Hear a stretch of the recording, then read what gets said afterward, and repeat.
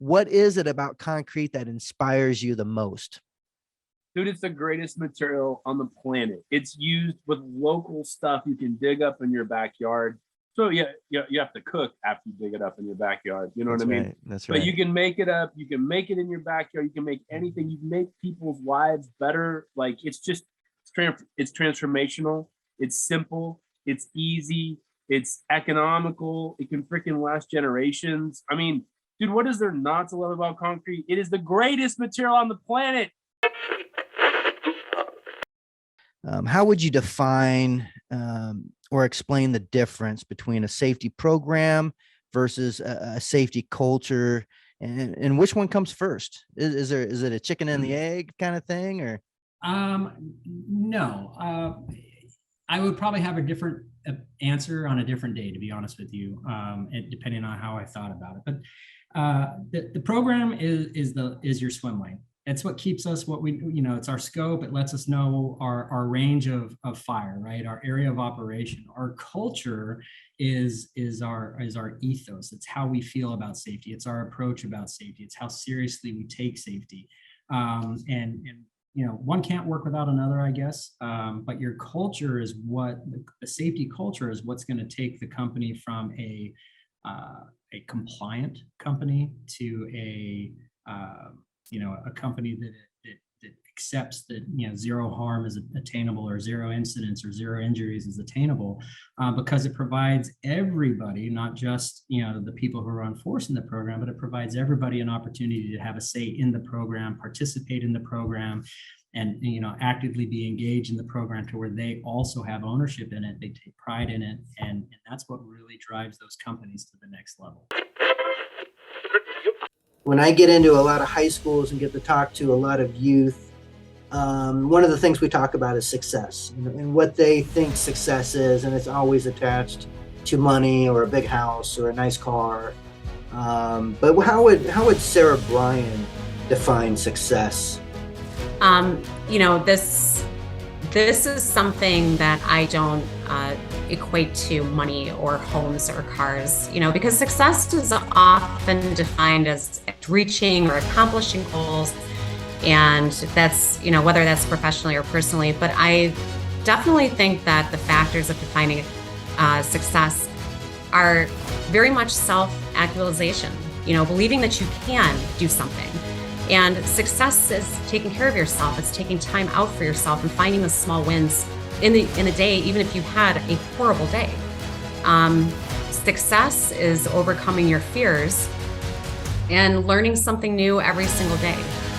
I think success is losing battles, but knowing you'll overcome those eventually. And I would say the most important success factor, though, is not to sound cheesy, but it's love and being loved back, because I don't think that we can function as human beings or as a world without having that loving, nurturing aspect about ourselves.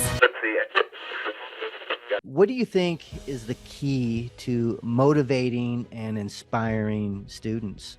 Number one, I think students need to see consistency. They need to see somebody who's consistent in their lives, and that consistencies with your physical presence, but it's also about emotional presence, about mental presence. They need to know that you're real. Students need to believe you, and they don't take BS. And then they have a pretty accurate BS meter, and you've got to be real, and you can't sugarcoat stuff for them just because. And then you've got to show passion to them. They need to see that you're excited about their success, and when you show up daily and you're consistent and you're real and you're passionate about them, sky's the limit. And they need to see that you're willing to fight for them. And they need to actually not just hear that you fought for them, but that they see it. And that's what I try to do. I try to go to LPS and SCC and the business community and go to bat for our students. And I think when they see all those things, they're motivated. They're inspired to do better, and to be all that they're supposed to be. And that is encouraging your employees, your work family, to become the best versions of themselves and to positively impact the lives around you. What does that mean to Custom Concrete? Well, I think this is one of the things that was a little bit of a discovery for me when we set out to on this journey to become a destination employer was really, what's our why? Well, why are we doing this? Is it all just about a strong bottom line? Is it all about profit? Is it also that, people at the top can be successful, whatever that means? And what is it? What's our why? So go back to Simon Sinek's book, Start With Why. I went on discovery and I started asking questions. And if I could paraphrase, I really do believe that the gist that I got from owners and other leaders was that we are here to positively improve and impact the lives of the people around us. That includes our employees, that includes the families of our employees, the community, our customers, anybody that we come in contact with. So when we say we want people to be the best versions of themselves, that's kind of where that comes from. So that's sort of a byproduct of that fundamental belief and purpose is if we really want that, then we're gonna strive to help people become that, even to the point if they leave the company. And that's a little controversial. A lot of people don't necessarily understand or agree with that, but honestly, if someone's going to leave our company, I would prefer that they're leaving it because they're chasing something bigger or better than what we can offer them. Absolutely. And I think it's a win-win. How would Will Mattingly define success? If you like what you're doing, if you're generally happy, I think that's success. I don't think that you reach a point, though. I don't think you necessarily cross a metaphorical finish line, so to say. I don't think success is something that you can get and keep without effort. I believe that success, in my perception, is a goalpost that moves every day. It moves to the end of the day.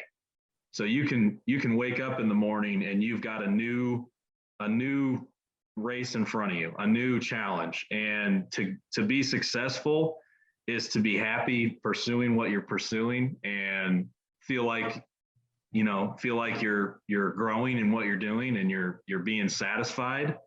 I think I talked with somebody recently about, 3 different categories in life. You got to have hobbies, you got to have family, and you got to have work.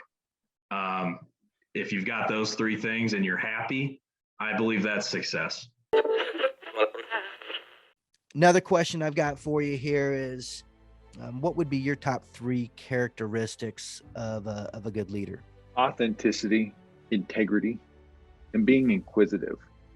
We really need to develop a mindset as a leader to be our authentic selves. We can often drift into a time where we're spending a whole lot of time focusing on pleasing people. You can be on one end of the spectrum, you can be on the other end of the spectrum, but if we're not being our authentic self, people can tell. They can't trust us. If we're our authentic self day in and day out, you can't lie. You can't mess anything up. That's who you are. That's the kind of people that people want to follow. Integrity, obviously, you need to do what you say you're going to do, and continually do that with consistency. And being inquisitive, the empathetic leader is one who understands their people. And how else do we do that if we're not inquisitive and wanting to spend the time getting to know the people that are under our control? And I say control loosely. Obviously, it's the accountability piece, and you can't really hold somebody accountable, but you can create an environment where accountability is the expectation. If I can just say 2 more quick things, Jeremy. One, I want to emphasize how much, and we mentioned safety, but that's been one of the biggest things I'm proud of too in ASCC is our focus on safety and the fact that we're the only cement concrete association in the country to have a full-time safety director, and we are so focused on that. And then the other thing I wanted to mention is Bruce Supernaut also is retiring at the same time. We'll celebrate that together in September.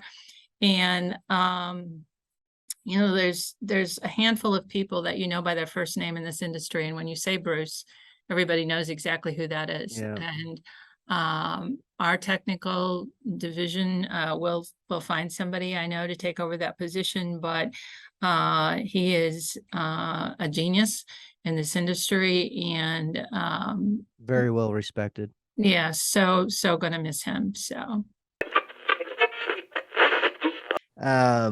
What types of characteristics are you looking for in a student that help that student become successful in this industry? I mean, what type of a student do you hope to create or shape for our industry, or is it strictly academic? Yeah, well, I mean, you just kind of went down the list a second ago. I think work ethic is on top of it. You mentioned that it's a hard industry, and it is to a certain extent, but you got to be there. You got to show up every day. I used to tell my drivers that I don't care how good you are. If you're not here, you're absolutely no use to me. So, I'll take the guy that works his hard, does his best and tries his hardest over the superstar that I can't count on any day. Exactly. All right, I'm gonna play a game with you, Jeff, and we're gonna start this conversation of concrete with a game called Finish My Sentence. If you're a true concrete promoter, if you are a true concrete enthusiast, you'll be able to finish this sentence with no problem. And if you can't, we're gonna probably end this conversation right now. But finish my sentence. If you don't use concrete. Well, that one's really easy. I have it on my shirt and my coffee cup. If you don't use concrete, it's your own asphalt. So That is right. That is right. You are a winner. If you don't use concrete, it's your own asphalt.